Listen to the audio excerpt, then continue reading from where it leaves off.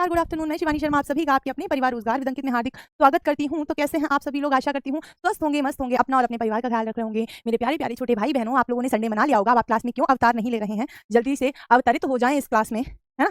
जल्दी से क्लास में अवतरित हो जाएं और बताएं मुझे कैसे हैं आप सभी लोग। गद्यांश चल रहा था। गद्यांश में मैंने कहा था आपको बिल्कुल लो लेवल से हाई लेवल, बल्कि हाईएस्ट लेवल तक आपको पहुंचाना मेरी जिम्मेदारी है। तो शुरू करते हैं क्लास। और ये क्या है भैया? नहीं हटेगा? ओके, तो आ तो जाओ बेटा।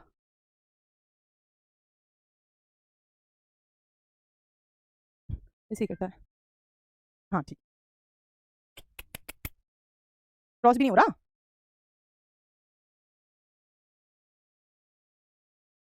देख रहे हो बेटा? अपना हम लोग का दुख देख रहे हो? एक क्लास होती है हमारी। हाँ, और थोड़ा सा ऊपर। रुको रुको रुको रुको रुको। आप उसे ऐसे ही रहने दो। हो गया? ये लो। ठीक है ना बेटा? चलो। कल्पना और व्यक्तित्व की कल्पना। कल्पना जानते हैं आप? कितना आप एज्यूम कर सकते हैं, सोच सकते हैं, कहाँ तक आप विजुलाइज कर सकते हैं, है ना? वही तो क्या कहलाती है? आपकी कल्पना कहलाती है। कल्पना और व्यक्तित्व की पाश्चात्य समीक्षा, पाश्चात्य वेस्टर्न समीक्षा क्षेत्र में इतनी अधिक मुनादी हुई कि काव्य के सब पक्षों से दृष्टि हटकर कहीं इन्हीं दो पर जा टिकी, कहीं दो पर जा चुकी टिकी, ये कहना चाह रहे होंगे, इन्हीं दो पर जा टिकी। ठीक है? क्या कहा गया? पाश्चात्य दर्शन आप जानते हैं, फिलॉसफी जानते हैं आप? ये फिलॉसफी की बात है। क्या हुआ? पाश्चात्य समीक्षा मतलब लोगों ने इतना ज्यादा इस बारे में बात किया। पाश्चात्य जितने भी कह सकते हैं विद्वान थे, उन्होंने कल्पना, कल्पना होती क्या है देखो। जैसे अगर मैं आपसे कहूं कि महसूस करो कि मैं अब जो मैं जॉब की तैयारी कर रहा हूँ उस पर सेलेक्ट हो जाऊँ, वो कल्पना है। वो क्या है? कल्पना है। और व्यक्तित्व की, व्यक्तित्व जानते हैं पर्सनैलिटी, आप कल्पना भी वैसी ही कर पाएंगे जैसी आपकी पर्सनैलिटी होगी, जैसी आपकी पर्सनैलिटी होगी। यही सुना होगा अब तक, है ना? क्षेत्र में इतनी अधिक मुनादी हुई, मतलब इतनी ज्यादा ये बात फेमस हुई कि काव्य के सब पक्षों से, काव्य का मतलब हो गया जितनी भी कविताओं की और चीजें थी उनसे सबसे ध्यान हट गया। इन्हीं दो पर दृष्टि हटकर इन्हीं दो पर जा कि हम सिर्फ इन्हीं दो चीजों के बारे में सोचते रह गए। कल्पना काव्य का बोध पक्ष। भैया ये लाइटें कम नहीं हो सकती? दो जल रही है ना, ये कम हो जाए तो।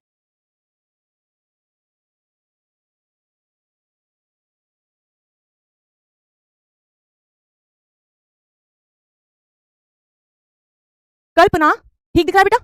और मैं थोड़ी सी काली भी दिखूं तो एडजस्ट कर लो। ये ठीक दिखना चाहिए ना? चलेगा। सब पक्षों से इन्हीं दो पर जा टिकी। कल्पना काव्य का बोध पक्ष है। जब हम काव्य को समझ जाते हैं, बोध पक्ष, जब हम काव्य को समझने लगते हैं और ऐसा महसूस करते हैं ये जो घटनाएं हो रही हैं ये हमारे सामने हो रही हैं, तो वो क्या हो जाता है? बोध पक्ष हो जाता है, समझने का पक्ष हो जाता है। जैसे एक कविता है, जो निकलकर बादलों की गोद से, जैसे ही आपको पता चलेगा जो निकलकर बादलों की गोद से थी अभी एक बूंद कुछ आगे बढ़ी, जैसे ही आपको लगेगा कि बादलों की गोद से बूंद गिरी तो आप विजुलाइज करने लगेंगे बादलों में से बूंद कैसे गिरती है। ये उसका बोध पक्ष है। सपना में आई रूप, सपना में, सपना में कल्पना होना चाहिए। पता नहीं कितनी गलतियां होती हैं इसमें। कल्पना में आई रूप व्यापार योजना का कवि श्रोता को अंततः साक्षात्कार का बोध होता है। साक्षात्कार का मतलब ही क्या होता है बेटा? अंततः साक्षात्कार का अर्थ होता है अपने आप से जान पहचान। अपने आप से जान पहचान को अंततः साक्षात्कार कहते हैं ना। साक्षात्कार को इंग्लिश में क्या बोलते हैं? इंटरव्यू बोलते हैं। जब हम खुद को, है ना मैम, मैंने ये पोएम पढ़ी है, अभी मैं लास्ट में पूरी सुनाऊंगी। श्रोता को अंत साक्षात्कार का बोध होता है, मतलब जब आप कल्पना करने लगते हैं तो अपनी भी जो आप उससे अनुभूति कर रहे हैं उसका साक्षात्कार होता है। पर इस बोध पक्ष के अतिरिक्त काव्य का भाव पक्ष भी है। बोध पक्ष हो गया मतलब काव्य को समझना और उसमें अंतर्निहित भावनाएं, दो अलग चीजें। अगर आपने ये देखा कि बूंद बादलों की गोद से गिर रही है, एक तो आपने ये देख लिया बूंद बादलों की गोद से गिर रही है, ये तो आपका हो गया बोध पक्ष। लेकिन जैसे ही आपने ये महसूस किया कि बूंद अपने घर से दूर जा रही है, बूंद को तकलीफ हो रही है, वो हो गया उसका भाव पक्ष। वो हो गया उसका भाव पक्ष। कहते हैं किसी के विवाह का गीत यदि चल रहा है तो उसको विजुलाइज करना कि विवाह होता है, ऐसा हो रहा होगा, वहां जयमाला पड़ रही होगी, वहां बरमाला पड़ रही होगी। वो क्या है? वो क्या है?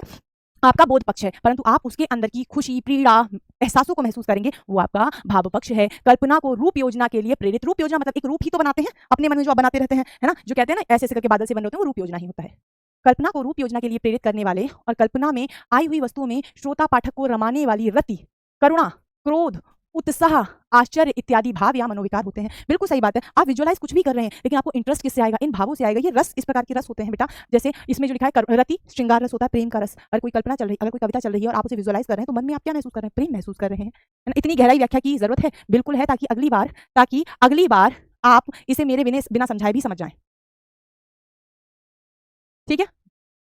ठीक है, हाँ जी। आपको लग रहा है मैम आपने फर्स्ट क्लास में बोला था गद्यांश का, देखो 5 to 10 बोला था हर्षल, 5 to 10 बोला था। और उसके बाद मैंने आपको बताया रिक्त स्थान भी गद्यांश का ही पार्ट है और वाक्य पुनर्व्यवस्था भी गद्यांश का ही पार्ट है, तो 20 क्वेश्चन बनते हैं कम से कम।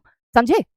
चलो बहुत अच्छी बात है। ठीक है, इसी से भारतीय दृष्टि ने भाव पक्ष को प्रधानता दी। भाव पक्ष को मतलब कहते हैं रस पक्ष को, मतलब उस कविता में समाहित क्या है उसको प्राथमिकता दी और रस के सिद्धांत की प्रतिष्ठा की। रस का सिद्धांत दिया था भरत मुनि ने। हालांकि आपको जानने की आवश्यकता नहीं है, रस सिद्धांत को जानने की आपको आवश्यकता नहीं है, लेकिन रस सिद्धांत की प्रतिष्ठा की किसने की थी? भरत मुनि ने की थी। रस क्या होता है? हृदय में, आप कहेंगे हृदय में, रस का तो अर्थ होता है आनंद, लेकिन ये रस किस पे टिका होता है? हृदय में विद्वान स्थायी भाव जो कोई भी कारक मिलने पर प्रज्वलित हो उठते हैं, है ना। चलो, पर पश्चिम में कल्पना की पुकार के सामने धीरे धीरे समीक्षकों का ध्यान भाव पक्ष से हट गया। सिर्फ कल्पना करो क्या हो रहा है ना। मैम मेंस के क्वेश्चन हैं, बिल्कुल हैं, बताइएगा। इतना गहराई में मैं इसलिए थोड़ी ना पढ़ा रही हूँ कि आपको सीधे सिंपल गद्यांश देंगे, बिल्कुल नहीं। डीप में पढ़ाने का मतलब ही ये है, ठीक है। और बोध पर ही भिड़ गया। व्यक्ति ने बोध का मतलब क्या होता है? बोध पक्ष पर ही भिड़ गया। उसने कल्पना को ही श्रेष्ठता दी कि भैया जो लिखा है मैं उसे विजुअलाइज कर पाऊं, महसूस कर पाऊं या ना कर पाऊं, इस पे ध्यान नहीं दिया। भाव पक्ष से ध्यान हटा लिया, कल्पना पर इन्होंने मतलब अड़ गए। काव्य की रमणीयता उसके हल्के आनंद के रूप में मानी जाती है, और ये आनंद क्या है? ये आनंद ही रस है, ये आनंद ही भाव है। कल्पना की रमणीयता उसके हल्के आनंद के रूप में ही मानी जाने लगी, जिस आनंद के लिए हम नई नई सुंदर भड़कीली और विलक्षण वस्तुओं को देखने लग जाते हैं। भैया आनंद के लिए हम क्या क्या नहीं करते, ऐसे ऐसे काम करते हैं जो नहीं करने चाहिए, है ना। ऐसे ऐसे काम भी करते हैं जो नहीं करना चाहिए। इस प्रकार कभी तमाशा दिखाने वालों के रूप में और श्रोता या पाठक तटस्थ तमाशवीन के रूप में समझे जाने लगे। केवल देखने का आनंद विलक्षण को देखने का कौतूहल मात्र है। सिर्फ आपको एक बात बताओ, आपसे ये कहा जाए एक बहुत बेहतरीन सी डिश आपके सामने रख दी जाए बना के, मान लो मैं तुम्हारी फेवरेट कैसे बताऊं, मैं अपनी फेवरेट बताऊंगी। जैसे मुझे रसमलाई बहुत पसंद है, बहुत पसंद है। अब किसी ने रसमलाई पे कविता लिखी, ठीक है, तो कविता क्या लिखी? मुझे सामने रसमलाई दिखाई दे जाए तो उसे देखने में प्रसन्नता होगी या उसका रस लेने में प्रसन्नता होगी? भैया खाने में प्रसन्नता होगी, सीधी बात है। तो भाव पक्ष में प्रसन्नता होती है, सोचने में नहीं होता, सिर्फ देखने में कुछ नहीं होता, ठीक है। इसमें कुछ समझाने को था नहीं, पूजा आप बैक कर सकती हैं, ठीक है। देखो अब इस पूरे गद्यांश में क्या कहा गया है? ये कहा गया है पश्चिमी चिंतन, जो दर्शन की दुनिया थी, वहां पश्चिमी चिंतन में कल्पना मतलब आप जो लिख रहे हैं, जो कविता लिख रहे हैं, आप उसका चित्र अपने दिमाग में बना पा रहे हैं या नहीं बना पा रहे हैं, इस पर जोर दिया गया। भारत में जब कविता लिखी जाती थी तो वो किस पर जोर देती थी कि हम इसमें महसूस क्या कर पा रहे हैं। अगर कोई दुख में है तो क्या हम उस दुख को महसूस कर पा रहे हैं? अगर कभी कोई दुख की कविता लिख रहा है तो हम उस दुख को महसूस कर पा रहे हैं। कभी किसी प्रेम की कविता लिख रहा है तो क्या हम प्रेम को महसूस कर पा रहे हैं? भारत भाव पक्ष पर जोर देता था और इन्होंने कल्पना पक्ष पर जोर दिया, ठीक है। मैं आपकी क्लास ये सब समझ लेंगे, इनके नोट्स की जरूरत नहीं, इसके नोट्स की जरूरत तो नहीं है ना, इसके नोट्स की जरूरत तो नहीं है, पीडीएफ मिलेगा, ये पक्का है। कवि या श्रोता को अंतः साक्षात्कार का बोध किससे होता है? अंतः साक्षात्कार, अपने मन का साक्षात्कार, अंतः साक्षात्कार का बोध बताइएगा। अंतः साक्षात्कार का बोध किसका होता है? व्यक्तित्व का, विलक्षणता का, कल्पना में आई रूप व्यापार योजना का, मनोविकार का। देखो अंतः साक्षात्कार का किसे? कल्पना में आई रूप व्यापार योजना का कवि या श्रोता को अंतः साक्षात्कार का बोध होता है, जिसे हम कहते हैं कल्पना में आई रूप व्यापार योजना का, ठीक है, ठीक है। मैम आप बरेली से हो, हम आरओ वाले स्टूडेंट हैं, धन्यवाद आपके, मतलब आपका बहुत स्वागत है मेरी क्लास में। डिस्टर्ब मत करो, बहुत इंपॉर्टेंट टॉपिक चल रहा है। आरओ वाले स्टूडेंट हो तो आरओ वाले स्टूडेंट वेस्ट कर रहे हो टाइम यहाँ आके, क्योंकि आरओ के लिए नहीं है, आरओ में इसका कोई लेना देना ही नहीं है। मेंस में कभी होगा, उसमें भी ऑब्जेक्टिव नहीं है, तो क्यों कर रहे हो यहाँ पे टाइम वेस्ट? मैं अपने सारे स्टूडेंट को बिल्कुल मना कर देती हूँ। ये वाले बच्चे मुझसे कहे हम आरओ वाली क्लास में आ जाए तो मैं इनसे कहूंगी शब्द विचार प्रैक्टिस के लिए आ सकते हो, परंतु आपको इससे आपको बहुत बड़ा फायदा होगा तो मैं मना कर दूंगी, नहीं होगा, है ना। मैं उस तरह की टीचर ही नहीं हूँ कि मेरी क्लास में 4 बच्चे बढ़ जाएं इसलिए मैं आपको सिलेबस से अलग पढ़ने की सलाह दूं, नहीं। अभी सिलेक्शन जरूरी है, ज्ञानी हम बन लेंगे बाद में, बहुत जिंदगी पड़ी आराम से पढ़ते रहेंगे, एक सब्जेक्ट के ज्ञानी बन लेंगे हम, कोई दिक्कत नहीं है, बहुत सारे सब्जेक्ट के ज्ञानी भी बन सकते हैं, लेकिन अभी एग्जाम जो डिमांड करता है सबसे पहले वो पढ़ना चाहिए। चलिए, भारतीय दृष्टि में काव्य के किस सिद्धांत की प्रतिष्ठा की? तो भरत मुनि ने अपनी पुस्तक, हालांकि आपको जानने की जरूरत नहीं है, भरत मुनि ने अपनी पुस्तक नाट्यशास्त्र में रस सूत्र की, भरत मुनि ने अपनी पुस्तक नाट्यशास्त्र में रस के सिद्धांत की, रस सूत्र की प्रतिष्ठा की। पता है वो रस सूत्र क्या था? विभाव अनुभव व्यभिचारे संयोग आदर्श निष्पत्ति, परंतु मैं आपको इसकी डिटेलिंग नहीं बताऊंगी क्योंकि आपको जरूरत नहीं है। नेक्स्ट देखते हैं, केवल देखने का आनंद क्या है? सिर्फ कौतूहल मात्र है, हमने लास्ट में पढ़ा था। सिर्फ देखने का, केवल देखने का आनंद, कुछ विलक्षण को देखने का कौतूहल मात्र है, बस, मतलब एक उत्सुकता है और कुछ नहीं है, बताइएगा। नहीं, संगम बैंक के लिए, बैंक की हिंदी बहुत अलग है, वो तो तुम जब मेरे साथ जुड़ोगे ना, मेरे साथ जुड़े रहोगे, 1 महीना तो मुझे दे दो, मार्च का महीना तुम यहाँ पे टिके रहो, तब तुम्हें पता चलेगा बैंकिंग की हिंदी का लेवल क्या है। तो आप कहेंगे कुछ विलक्षण को दिखाने का कौतूहल मात्र। देखो भाव पक्ष का तो हो नहीं सकता, प्रबलता नहीं हो सकती सिर्फ देखने से, है ना। काव्य का मर्म भी तो भाव है, ये भी नहीं हो सकती। रसानुभूति का मतलब तो भाव ही है, और इनमें से कोई नहीं जैसा ऑप्शन नहीं है, क्योंकि हमारे पास डी ऑप्शन हमें बेस्ट ऑफ द बेस्ट मिल चुका है। नेक्स्ट देख लेते हैं, कल्पना काव्य का कौन सा पक्ष है? देखो भाव पक्ष और बोध पक्ष, 2 पक्ष हमने बताए थे, है ना। तो भाव पक्ष रमणीय पक्ष, अलंकार पक्ष नहीं, बोध पक्ष है, सिर्फ और सिर्फ बोध पक्ष है। कल्पना काव्य का बोध पक्ष है, सिर्फ और कुछ नहीं है। काव्य को आप समझ पा रहे हैं, बस इतना है ना। बताइएगा, बताइए, कल्पना की पुकार के सामने बोध पक्ष पर ही भिड़ गया, मतलब काव्य का क्या है? ये बोध पक्ष है। नेक्स्ट देखते हैं, काव्य में पाश्चात्य समीक्षा में सर्वाधिक चर्चा किस तत्व को लेकर हुई है? तो भाव पक्ष की तो बात नहीं है, रस सिद्धांत की तो बात हमारे यहाँ पे हुई है। काव्य में गंभीर रमणीयता नहीं, भैया किसकी बात हुई है? 2 ही चीजों की, एक कल्पना और व्यक्तित्व। क्लियर है? हाँ, कल्पना और व्यक्तित्व आज से नहीं दूंगी, कल के बाद दूंगी, बेटा आज से तुम थोड़ा घबरा जाओगे, है ना। आप क्या कहेंगे? कल्पना और व्यक्तित्व की पाश्चात्य समीक्षा में, बस यही लिखा है, कल्पना और व्यक्तित्व की पाश्चात्य समीक्षा क्षेत्र में सर्वाधिक चर्चा हुई है, ठीक है। आगे बढ़ जाए, नहीं, रिकॉर्डेड क्लास में क्या प्रॉब्लम है आपको? अगर आपके पास टाइम नहीं, किसी भी बच्चे के पास, अगर आप क्लास रिकॉर्डेड देख रहे हैं, कोई दिक्कत नहीं। अगर आपको समझ में आ रहा है, दैट्स वेल एंड गुड। अगर समझ नहीं आ रहा है तो लाइव लेने की कोशिश किया करो क्लास, ताकि मैं आपका पॉइंट सुनकर, आपकी परेशानी सुनकर आपको उसको दोबारा डिटेलिंग करा दूं। चलेगा। देखो, मानव के मर्म स्थल मतलब हृदय तल कह सकते हो। मानव के मर्म स्थल अर्थात आप जिसे हृदय तल भी कह सकते हो, में परोपकार और त्याग जैसे सद्गुणों की, परोपकार मतलब दूसरों पर उपकार, और त्याग मतलब अपने जीवन की कुछ जरूरी चीजों को छोड़ देना किसी और के लिए, जैसे सद्गुणों की जागृति तभी हो पाती, लिखा है बेटा ये, लेकिन ऊपर हमारे यहाँ थोड़ी सी दिक्कत हो गई है ना, हो पाती है जब तुच्छ भौतिक जीवन, है ना, जो आध्यात्मिक लोग होते हैं ना, वो क्या सोचते कहते हैं कि जो भौतिक जीवन है, भौतिक जीवन का मतलब होता है बेटा सांसारिक जीवन, ये संसार का जीवन, क्या कह सकते हैं, सांसारिक जीवन। सांसारिक जीवन मतलब ये जो संसार में आप जीवन जी रहे हैं, चीजों को इकट्ठा करना, है ना, अच्छा खाना, अच्छा घर होना, है ना, अच्छी गाड़ी होना, इसे भौतिक जीवन कह देते हैं, जो हम संसार में आके जी रहे हैं। मानव का मर्म स्थल मतलब हृदय स्थल में परोपकार, दूसरों पर उपकार करने और त्याग जैसे सद्गुण मतलब अच्छे गुणों की जागृति तभी हो पाती है जब वे अपने तुच्छ भौतिक मतलब बेकार सा ये जो भौतिक जीवन हम दुनिया में जी रहे हैं, वो न गणने समझकर, ना गिनने योग्य की, मतलब ये जीवन कोई जीवन है, ना गिनने योग्य समझकर उत्साह उमंग के साथ दूसरों की सेवा शुश्रूषा तक, सेवा शुश्रूषा होता है ये, शुश्रूषा तथा सत्कार करता है। मतलब कैसे परोपकार और त्याग आएगा, अपने जीवन को कुछ मत समझो, नहीं जी मुझे नहीं चाहिए बड़ी गाड़ी, मुझे नहीं चाहिए बड़ा बंगला, दूसरों के लिए करो, है ना, सत्कार करता है। ये कठोर सत्य है। हम भौतिक रूप में इन संसार में सीमित अवधि तक ही रहेंगे, जो पैदा हुआ है उसे मरना है। कौतूहल का मतलब आश्चर्य होता है बेटा, विकेश, है ना, कौतूहल का मतलब आश्चर्य होता है ना, अचरज होता है, वंडर, है ना, कह सकते हैं वो। ये कठोर सत्य है कि हम भौतिक रूप से संसार में सीमित अवधि के लिए रहेंगे, छोटे से समय के लिए रहेंगे। हाँ, ऐसे ही आएगा पेपर में, बहुत ज्यादा दिनों के लिए नहीं रहेंगे, सीधी बात है।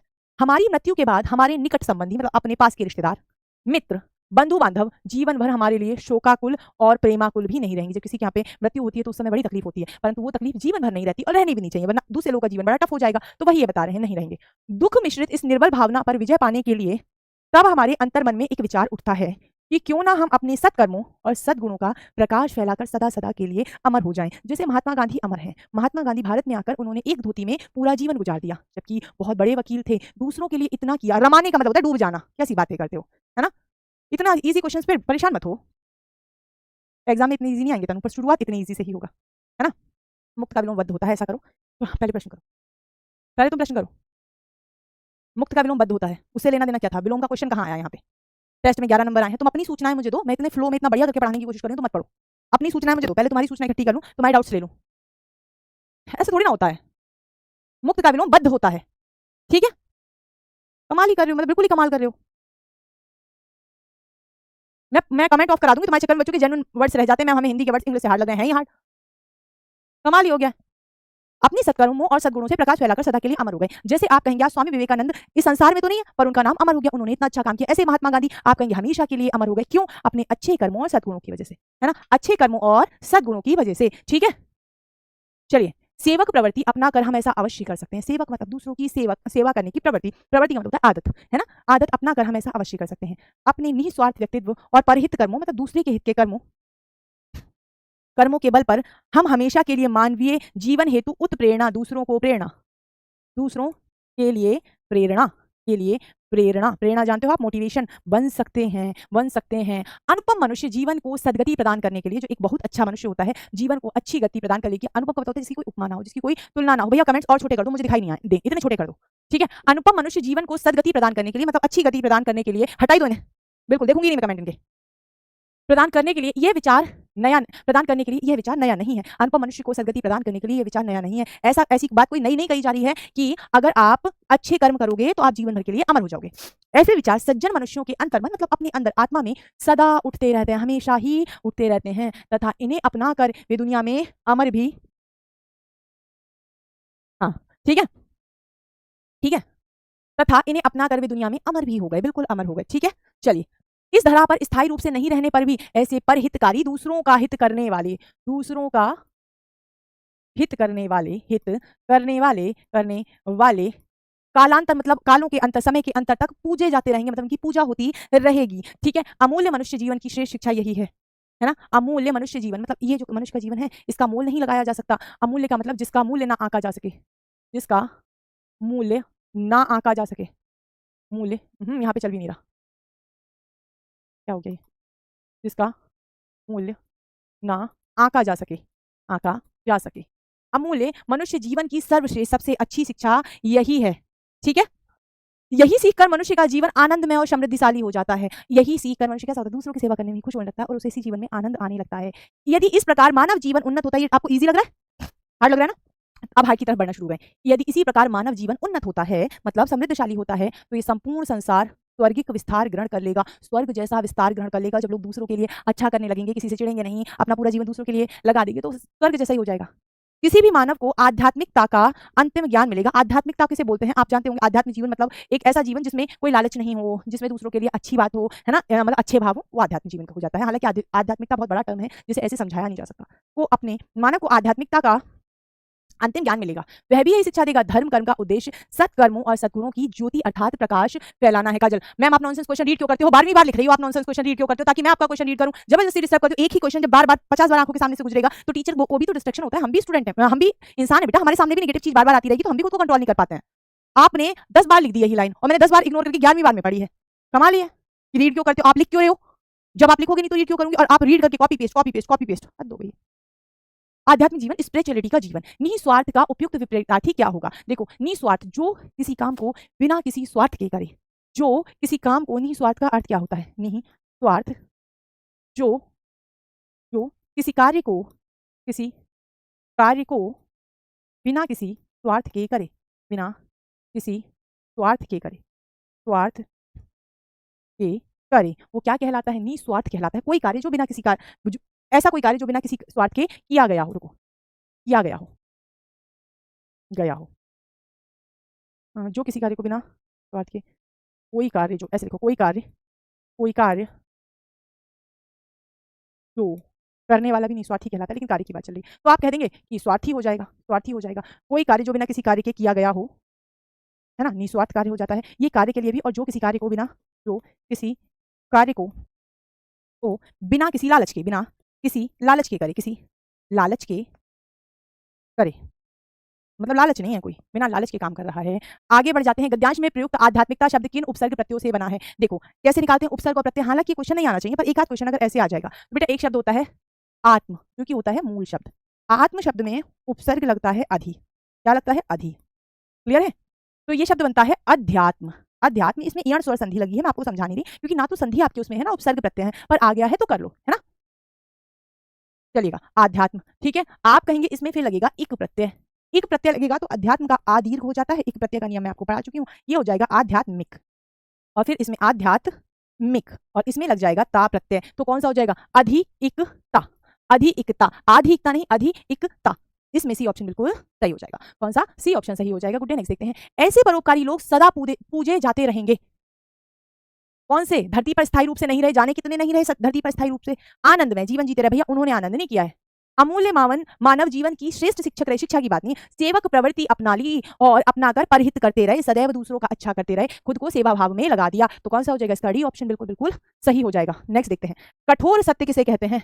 कठोर सत्य किसे कहते हैं? भौतिक शरीर की नश्वरता को। देखो अभी दिखाते हैं, देखो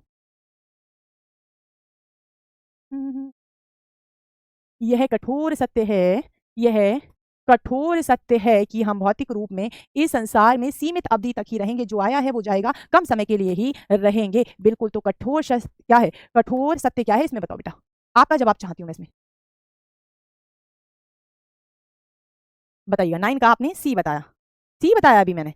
ये तो अस्थायी प्रेम की बात ही नहीं है, भौतिक संसार की तुच्छता भी नहीं। हम कुछ ही समय रहेंगे, मतलब ये जो हमारा शरीर है एक समय के बाद नष्ट हो जाएगा। ए बनेगा इसमें, ए बनेगा इसमें, सीबीडी कुछ नहीं बनेगा, हमारा शरीर खत्म हो जाएगा, हम चले जाएंगे, मतलब नश्वरता, भौतिक जीवन की नश्वरता, इसे कहते हैं गूढ़ार्थी गद्यांश। ये प्रश्न है कैसा? गूढ़ार्थी, मतलब इसमें अर्थ निकालना था। आप जो बोल रहे हो ना कि कठोर सत्य, यहाँ हमारी मृत्यु के बाद हमारे निकट संबंधी बंधु बांधव जीवन भर हमारे लिए शोकाकुल नहीं रहेंगे, ये कठोर सत्य नहीं है। कठोर सत्य है कि हम रहेंगे ही नहीं, है ना, ये समझो। समझते नहीं हो तुम? 7 समझ नहीं आया, 7 समझने की जरूरत भी नहीं थी, आ गया एक्स्ट्रा क्वेश्चन तो करा दिया। निर्बल भावनाओं पर विजय पाने के लिए क्या किया जाने की आवश्यकता है? सदा के लिए अमर हो जाना। बताओ, सदा के लिए अमर यूं ही हो जाओगे? नहीं हो पाओगे, हटा दो। विजय पाने की योजना बनाते रहो, विजय नहीं करना है ना। आप कहीं ऐसी भावनाओं को मन में नहीं आने, नहीं, अच्छे कर्मों से नाम अमर कर लेना, सदकर्मों से लोग अपना नाम अमर कर सकते हैं। हाँ, नाश होना होता है, नश्वरता का मतलब है नाशवान, जिस चीज का नाश हो सके वो नश्वर कहलाती है। नहीं, मैं नहीं बता सकती सिद्धार्थ, क्योंकि मुझे पता है कि मैं आपको जरूरत ही महसूस नहीं होने दूंगी, ना बुक की, ना कॉपी की, ना किताब की, यही पढ़ लो जितना पढ़ा रही हूँ। अगर कम लगे तो पढ़ना, जरूरत नहीं पड़ेगी। हमारा जीवन सदा प्रेरणा बन सकता है यदि हम पर सेवा के लिए सबको प्रेरित करें, मतलब दूसरों की सेवा के लिए दूसरों को प्रेरित करें। क्यों भाई? नहीं, ऐसा नहीं, खुद करना है पहले तो। सेवक प्रवृत्ति का प्रचार प्रसार करें, प्रचार प्रसार नहीं करना। परहित और परोपकार करें, है ना, ये भी ठीक है। निस्वार्थ भाव से परोपकार करें, ये भी ठीक है। दूसरों का हित करें और परोपकार करें, निस्वार्थ भाव से परोपकार करें, ये भी ठीक है, बिना स्वार्थ की। अब हमें देखना पड़ेगा गद्यांश, अब हमें देखना पड़ेगा गद्यांश की ज्यादा सही क्या हो सकता है, क्योंकि दोनों बन रहे हैं, दोनों ही बन रहे हैं, है ना बेटा। यदि व्यक्ति का जीवन, ठीक है मानव, चलिए, सेवक प्रवृत्ति अपनाकर हम अवश्य कर सकते हैं अपने निस्वार्थ व्यक्तित्व और परहित कर्मों के बल पर, मतलब बिना स्वार्थ के करने हैं ये परहित और परोपकार, बिना स्वार्थ के करने हैं, तो आप कहेंगे निस्वार्थ शब्द का प्रयोग गद्यांश में हुआ है, तो ज्यादा सही आंसर डी बन जाएगा। होने अगर ये नहीं होता तो ये भी ठीक था बेटा, ये गलत नहीं है, सी गलत नहीं बता रही हूं मैं, पर जब दो सही होते हैं तो ज्यादा सही ढूंढते हैं, जब दो गलत होते हैं तो ज्यादा गलत, तो कम गलत को बचा लेते हैं, है ना। हाँ जी बिल्कुल। धर्म के आचरण का उद्देश्य है, धर्म के आचरण का उद्देश्य क्या है, देखो, आध्यात्मिकता की शिक्षा प्रदान करना, अच्छे कर्मों और गुणों का प्रकाश फैलाना, कर्म पर आस्था रखना, अपने धर्म का प्रचार प्रसार करना। ये कहीं नहीं लिखा अपने धर्म का प्रचार प्रसार करना, देखो क्या है धर्म के, एक सेकेंड,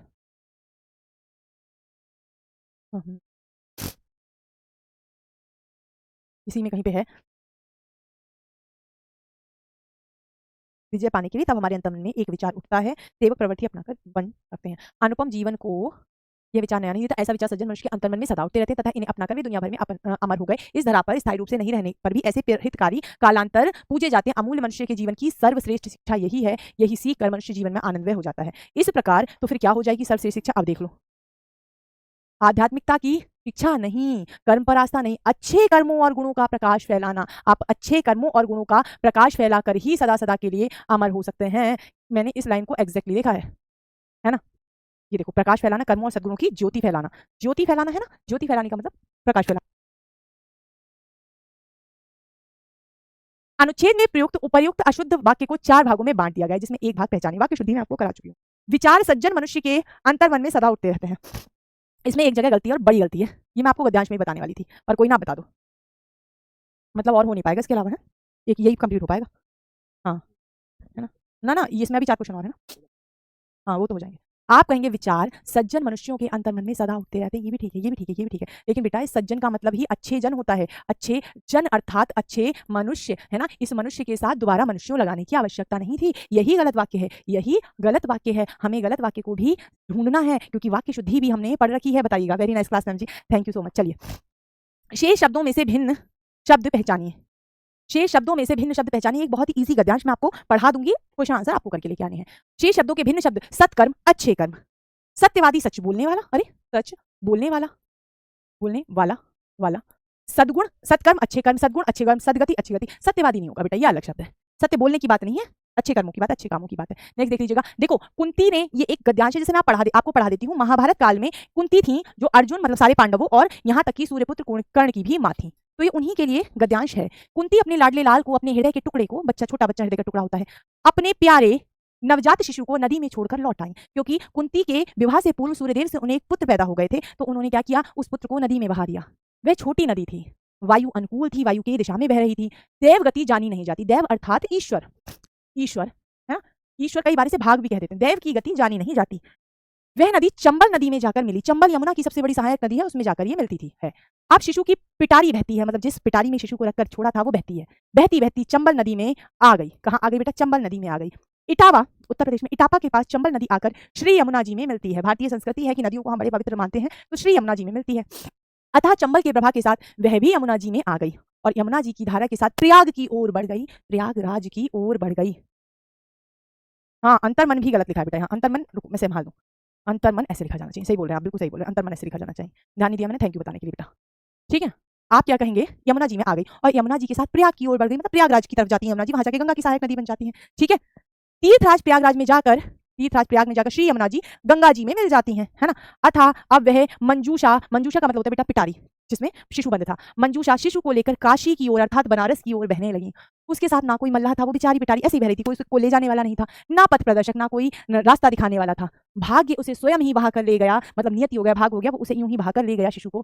काशीपुरी पाटलिपुत्र, पाटलिपुत्र, काशीपुरी पाटलिपुत्र जिसे पटना कहते हैं, आदि राज्यों की सीमा को पार करती हुई गंगा जी के प्रभाव के साथ वह मंजूषा बिना किसी रुकावट के आगे बढ़ी चली जा रही थी। आगे चलकर वह अंग देश जो बिहार में है इस समय, अंग देश की सीमा में पहुंची। अब मानो उसकी यात्रा समाप्त हो गई, मतलब उस पेटी की यात्रा समाप्त हो गई। उसी समय चंपा नगरी के राजा अधिरथ अपनी स्त्री राधा और अपने सेवकों सहित गंगा स्नान करने आए थे। उन्होंने दूर से सुंदर सी पेटी को, जानवी होता है बेटा गंगा का पर्याय, ये क्या है, जानवी क्या है आप कहना, गंगा का पर्याय, तो गंगा को ही कहा गया है, पर्याय है तो फिर गंगा के लिए ही प्रयुक्त हुआ है का पर्याय। जानवी की लहरों के साथ क्रीड़ा करते देखा, मतलब खेलते देखा पेटी को। अंत में उन्होंने अपने सेवकों को आज्ञा दी, सामने ये जो मंजूषा बहती जा रही है उसे पकड़ लाओ, इस पेटी को ले आओ। अब आपको इसके कुछ क्वेश्चन है। कुंती ने अपने नवजात कुमार शिशु को कहाँ छोड़कर आई थी, ये क्वेश्चन है इसका, और मेरे पास टाइम है मैं करा देती हूँ। तो कहाँ छोड़ के आई थी, तालाब में छोड़ी थी, नहीं समुद्र में छोड़ा था, नहीं कुएं में छोड़ा था, अरे कैसी बात कर रहे हो, नदी में छोड़ा था कुंती ने अपने पुत्र को। ठीक है मैम आप बहुत अच्छे से समझाती हैं, समझो ना तुम, फिर इस बात को भी समझो कि मैं अच्छे से समझाती हूँ, है ना। किसी ने गुस्सा होगी क्लास बंद कर दूंगी, जैसे तुम हरकतें करते हो, और कर देती हूँ मैं क्लास बंद, पूछ सकते हो तुम बच्चों से, मैं बीच में क्लास बंद भी कर देती हूँ, जिस दिमाग मेरा तुम ज्यादा हिलाते हो, हालांकि की नहीं आज तक धमकाती रहती हूँ। क्या नाराजी, स्टूडेंट से कोई नाराजी नहीं। मंजूषा को लेकर कौन जा रहा था, आप कहेंगे पेटी को शुरुआत में लेकर कौन जाता, कोई सेवक नहीं, वो तो बाद में मंगाई थी सेवकों से, मल्ला नहीं, पथ प्रदर्शक कोई रास्ता दिखाने वाला नहीं था, भाग्य सिर्फ किस्मत के सहारे पेटी वही चली जा रही थी। नेक्स्ट देखते हैं, राजा अधिरथ ने सेवकों को क्या आज्ञा दी, मंजूषा लाने की, शिशु को लाने की। राजा अधिरथ को तो पता ही नहीं था उसमें शिशु है, पता ही नहीं था, है ना। सेना को लाने की नहीं, राधा को लाने की, राधा तो साथ में थी, सेना तो साथ में थी, मंजूषा लाने को कहा। राजा अधिरथ को थोड़ी पता था, राजा अधिरथ को थोड़ी ना पता था कि उस मंजूषा में शिशु है, बिल्कुल नहीं पता था। नेक्स्ट देखते हैं, चंपा नगरी के राजा किसके साथ गंगा स्नान करने आए थे, राधा जो उनकी पत्नी थी और सेवक, ठीक है, सेना नहीं, सेवक नहीं, सिर्फ राधा उनकी पत्नी और उनके सेवक। अगला देख लेते हैं बस। अब मैं मिलूंगी आप सभी को कब, कल दोपहर 3 बजे। तब तक के लिए अपना और अपने परिवार का ख्याल रखें। देखो प्रैक्टिस की बुक, किसी चीज की तुम्हें जरूरत नहीं पड़ने दूंगी, तुम मेरे साथ बने रहो। हिंदी में 40 में से 40 लाने की आपको पूरी कोशिश करूंगी, थोड़ी मेहनत करोगे 35 आराम से आ जाएंगे, और 35 क्वेश्चन आप हिंदी में, 35 नंबर आपको हिंदी से मिल गए, फिर आपका सिलेक्शन पक्का है, ठीक है। लेकिन थोड़ा सा रीप में समझना पड़ेगा, जब टीचर एक टॉपिक पढ़ा रहे हो उस समय में कुछ मत पूछो, अब है ना टाइम, अब पूछ लो, लेकिन अब नहीं पूछोगे। चलो बाय बाय, मैं मिलती हूँ आप सभी से कल दोपहर 3 बजे, तब तक के लिए अपना और अपने परिवार का ख्याल रखें। Thank you so much, have a good day, bye.